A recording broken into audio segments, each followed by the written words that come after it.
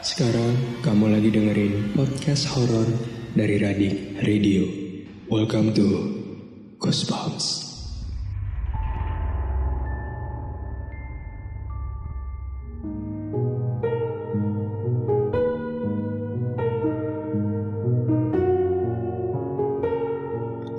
Selamat malam Sobat Radik. Selamat datang di Goosebumps Radik Radio.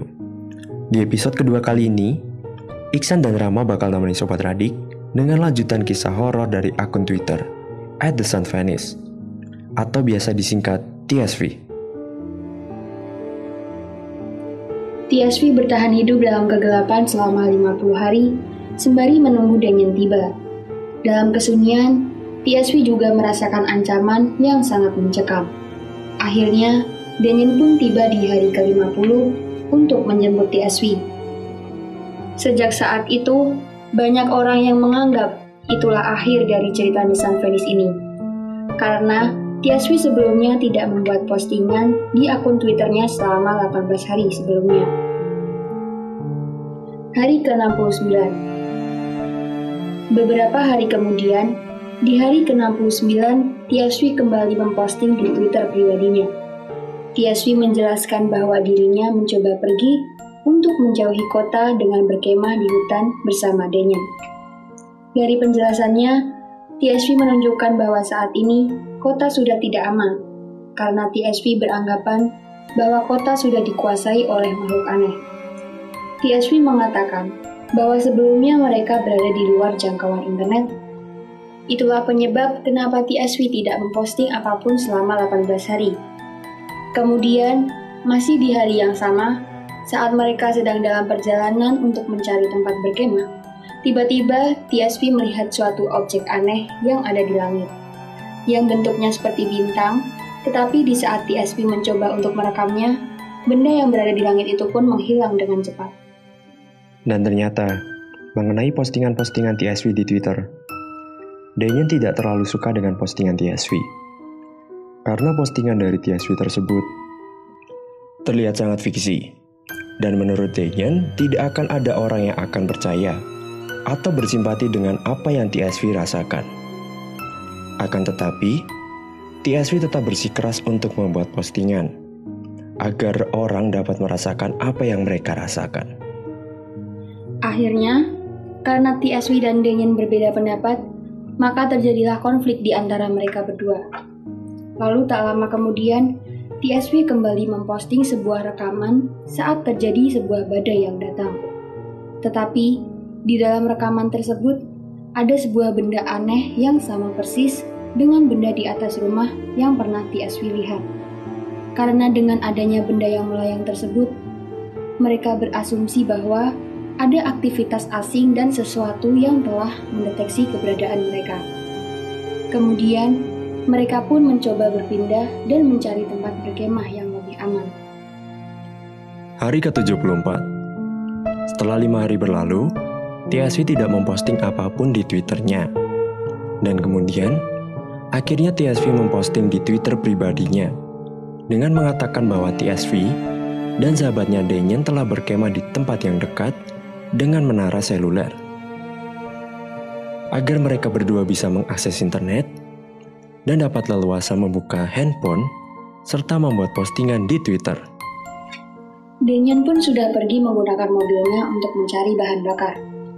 Meskipun sebelumnya mereka berdua berkonflik tentang postingan TSV, TSV tidak menghiraukan pendapat dari Damien dan tetap memposting tanpa sepengetahuan Damien. Sehari kemudian, setelah TSV terbangun, ternyata Damien belum juga kembali. TSV pun mencoba mengirim pesan ke Damien, tetapi Damien belum juga membalas pesan dari TSV. Hari ke-76 dan 77. Di hari berikutnya, TSV mengaku bahwa Damien belum juga kembali. Dan pesan dari TSV belum juga dijawab oleh Damien. TSV pun akhirnya mau tidak mau harus tinggal sendiri di hutan, tanpa mobil maupun senjata. Ditambah baterai handphone dari TSV tinggal 65%. Kemudian, sehari setelahnya, TSV tiba-tiba terbangun.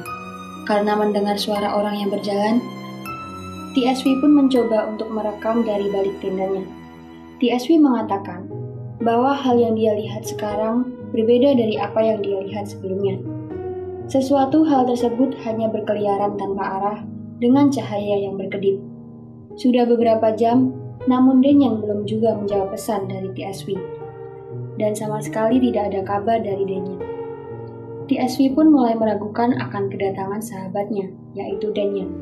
Apakah Denyen akan kembali atau tidak? Karena baterai handphone TSV yang terus berkurang, dan akhirnya TSV pun mencoba untuk mematikan handphonenya.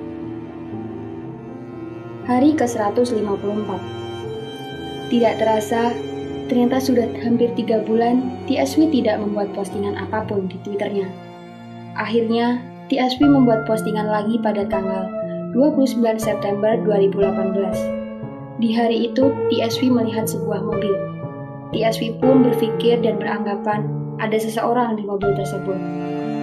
Tapi di saat TSV mencoba mendekati mobil tersebut, TSV merasakan hawa atau sebuah keadaan yang hangat dan berbeda.